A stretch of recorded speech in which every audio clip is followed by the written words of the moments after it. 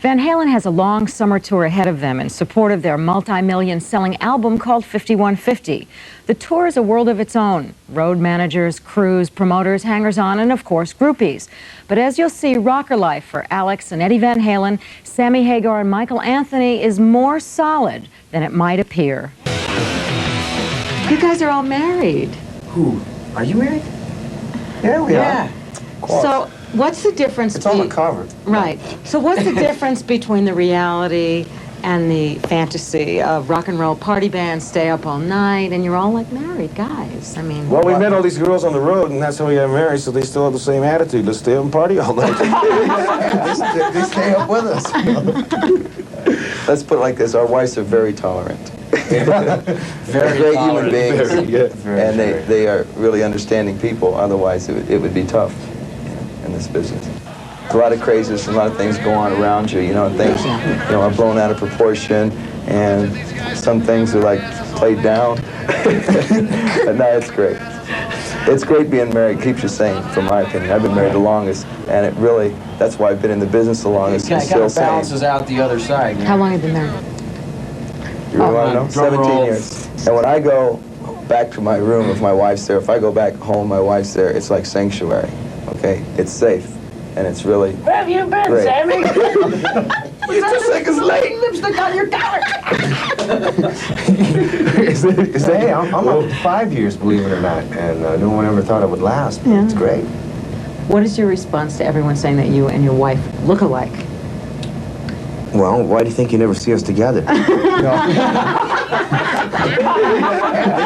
stay up with us. I just want to make one comment, is that, in rock and roll, groupies kind of get a bad rap for one reason or another. I don't know why, because if you really look at football has their own groupies, doctors have their own groupies. Baseball. Everybody has their own niche of people that hang around. It's just that in rock and roll, they're much more colorful.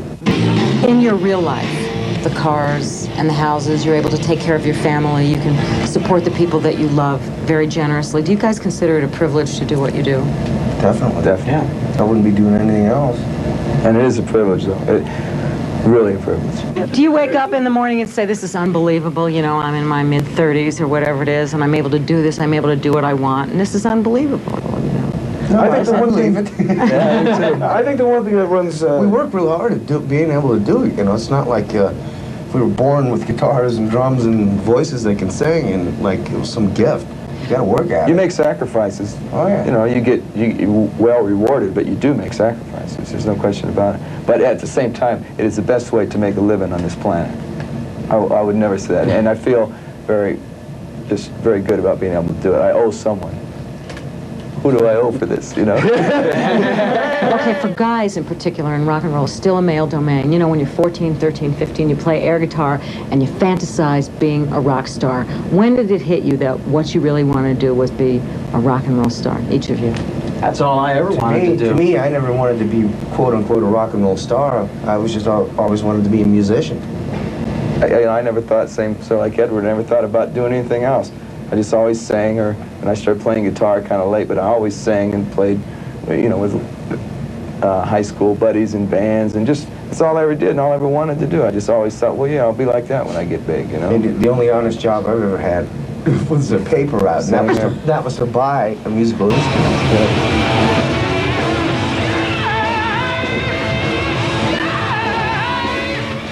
If you're curious about the title of the Van Halen album, 5150 stands for the Los Angeles Police Code for an escaped mental patient. But more important than that, it is Van Halen's first #1 album in the band's history.